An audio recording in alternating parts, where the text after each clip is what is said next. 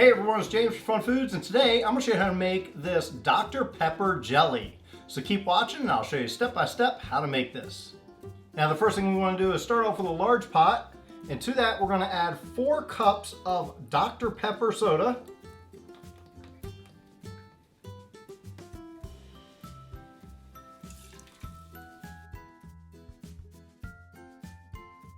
Once you've added the 4 cups of Dr. Pepper soda, we're going to take this, bring this over to the stove, and we're going to bring it up to a boil, and once it starts boiling, we'll boil it for 5 minutes.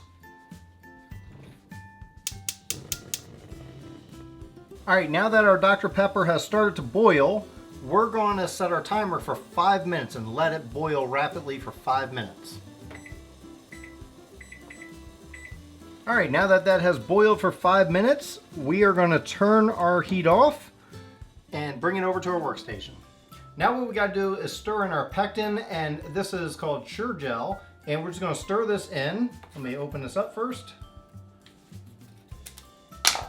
I'm just going to use 1 whole pouch.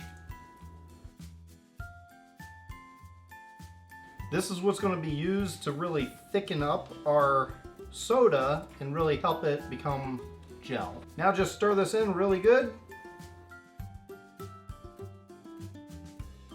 Now once that's stirred in really good, we got to add 4 cups of sugar to this.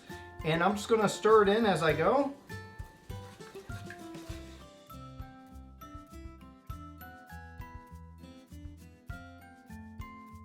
And it may seem like a lot of sugar, but that's what jelly is. It's a lot of sugar. A lot of it will dissolve as we heat it up. Now we're just going to bring this back to the stove and we're going to heat it up, and when it gets to a boil, we're going to boil for 2 minutes. Now while our Dr. Pepper jelly is heating up for its last little leg there, what I'm going to do is prepare our glasses, our jars.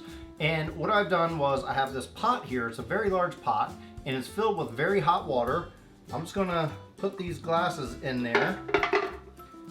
It's fine if they're down, better if they're standing up.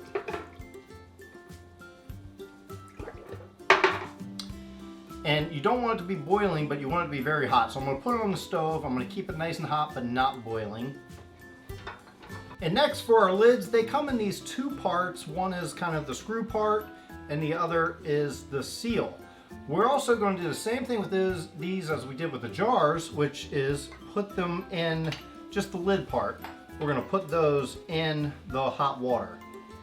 And this, I just have a saucepan. And put this on the stove, keep it nice and warm, but not boiling. Now after this has been boiling for 2 minutes straight, we're going to take it off the heat, let it cool down a little bit before we transfer it into our jars. So at this stage, I've let my jelly now cool down just a little bit, ever so slightly, not too much. And we still need a liquid stage so we can fill our jars. So I've taken my jars out of its hot water and we're just going to fill these up. I have a funnel here just to make it a little easier. Now of course if you're doing this with fruit or something, you're going to want to make the funnel a little thicker, but since we're doing it with soda, it doesn't need to be as thick. I am going to ladle it out just to be on the safe side. You know what? Let's pour it. I have these gloves.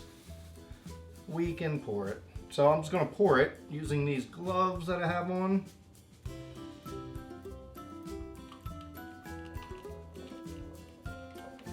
And we're going to fill it all the way up to the top line, which is right about there.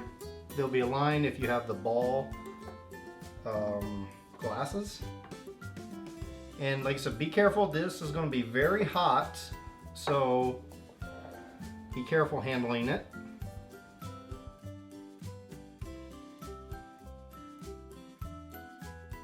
Now this was enough to make 2 full jars and 1 of these small jars. At this stage, it's a good idea to take a damp cloth or something and wipe the lid, because we need to make sure we have a nice good seal. Take our lid, place it right on there, and screw it on.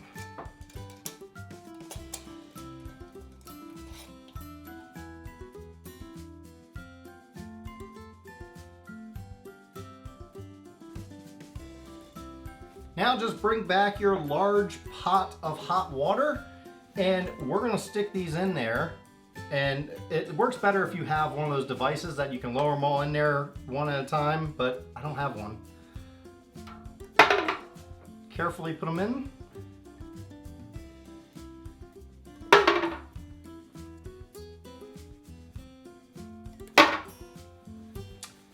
And we are going to bring this over to the stove and bring it to a boil.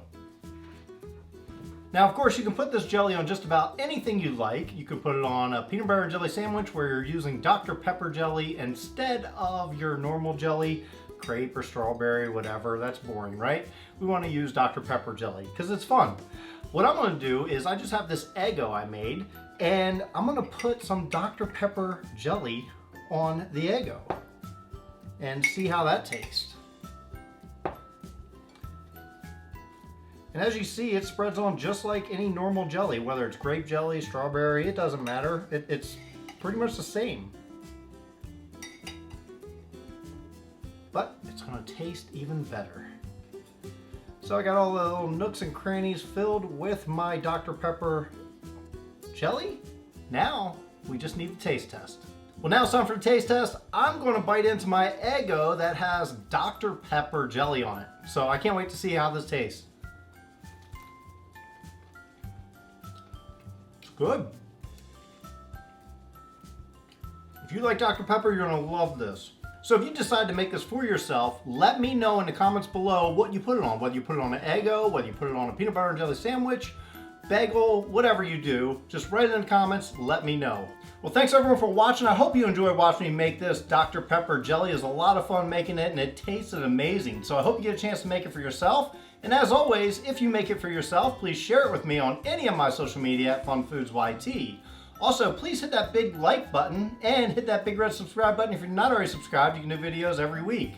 I'm going to be posting more videos more often than usual, not just once a week, but at least 2, maybe 3 times a week.